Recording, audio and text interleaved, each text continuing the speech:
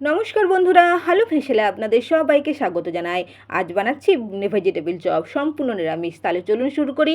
প্রথমে একটা ফ্রাইং প্যানে নিয়ে নিয়েছি 1 চামচ করে গোটা জিরে, গোটা ধনে, গোটা মৌরি, 2টো শুকনো লঙ্কা, দালচিনি, গোলমরিচ, এলাচ সবগুলো ভালো করে ভেজে এটাকে ভালো করে পেস্ট করে রেখে দেবো, গুঁড়ো মশলা করব। অপরদিকে একটা পাত্রে প্রথমে গ্রেট করে রাখা নিয়ে নিয়েছি বিট আর গ্রেট করে রাখা গাজর। ভেজিটেবিল চপে বিট গাজরের পরিমাণটা সমান সমান রাখছি, আর এটাই হলো মূল উপকরণ। দুটোকে ভালো করে মিক্সড করে রেখে দিলাম। অপরদিকে আমি 2টো আলু ভালো করে সিদ্ধ করে রেখে দিয়েছিলাম।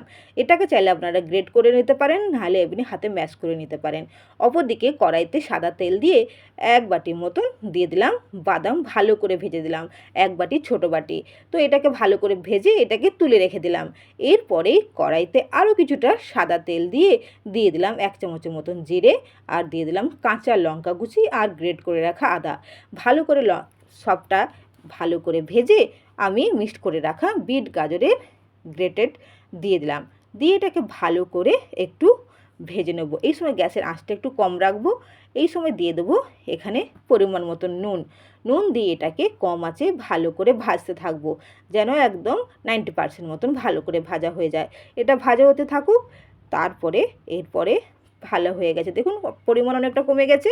এরপরে আলুগুলো এমন হাতে চটকে করে দিয়ে দিলাম। আপনারা চাইলে গ্রেট করেও দিতে পারেন, আমি এভাবে চটকে আলুগুলো দিয়ে দিলাম।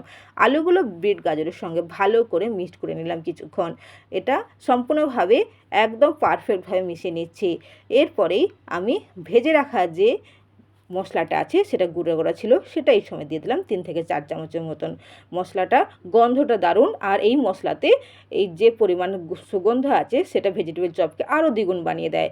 ভালো করে মশলাটা ভালো করে মিক্স করে দিলাম, আর নামানোর আগে দিয়ে দিলাম ছোটো চামচের 1 চামচের মতন চিনি দিয়ে ভালো করে আমার বিট গাজরের পেস্টটা যেটা হয়েছে সেটা ভালো করে পুরটা ভালো করে রেডি করে দিলাম।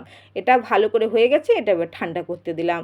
কিন্তু তার আগে আমি দিয়ে দিলাম ভেজে রাখা বাদামটাকে দিয়ে ভালো করে নেড়ে চেড়ে এটাকে মিক্সড করে দিলাম পুরের সাথে।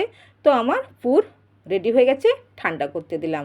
পুর ঠান্ডা হয়ে গেছে। এরপরে দেখুন আমি হাতে ভেজিটেবিল চপের আকারে এটাকে আমি গড়ে নিচ্ছি। দেখুন এইভাবেই দিলাম, সবগুলো করে নিয়েছি একে একে করে।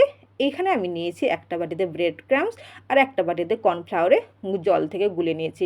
প্রথমে কর্নফ্লাওয়ারের বাটিতে একটা একটা করে ভেজিটেবিল চপের নিয়ে তারপর ব্রেড ক্রাম্বসে ভালো করে কোট করে নেব। একে একে সবগুলি এভাবে কোট করে নেব ভেজিটেবিল ক্রাম্বসে। অপর দিকে আমি কড়াইতে সাদা তেল বসিয়ে দিয়েছি। সাদা তেলে আমি ধীরে ধীরে করে একে একে সবগুলো ভেজে নেব। দেখুন তেলও ভালো করে গরম হয়ে আছে, আর একে একে করে সবগুলো ভেজে নেব। দেখুন আমার ভাজা হয়ে গেছে ভেজিটেবিল চপ, আর একদম রেডিও হয়ে গেছে। তো আবার প্লেটিং করে নিচ্ছি। দেখুন তো কত সুন্দর হয়েছে, একদম দোকানের মতন না, কিন্তু টেস্টে দোকানকে একটু হার মানাবে। তো আর চলুন এরপর প্লেটিং করে নেয়। দোকানের মতন খাবো বলে এই জন্যই একটু প্লেটিংটা দোকানের মতন করে নিচ্ছি। দেখুন কত সুন্দর হয়েছে, আর দেখতে কত সুন্দর লাগছে। তো এর সঙ্গে আমি দিয়ে দিলাম কেটে রাখা গাজর আর কেটে রাখা শসা। দোকানে এইভাবেই দেয় না, কিন্তু আপনারা চাইলে এটাকে আরও সুন্দরভাবে কাসুন্দি বা টমেটো সসের সাথেও খেতে পারেন। তো একে একে করে আমি প্লেটিং সার্ভ করে নিচ্ছি। তাহলে কেমন হয়েছে বলুন। যদি ভালো লেগে থাকে একটা লাইক দেবেন, আর অবশ্যই আমার পাশে থাকবেন। ধন্যবাদ।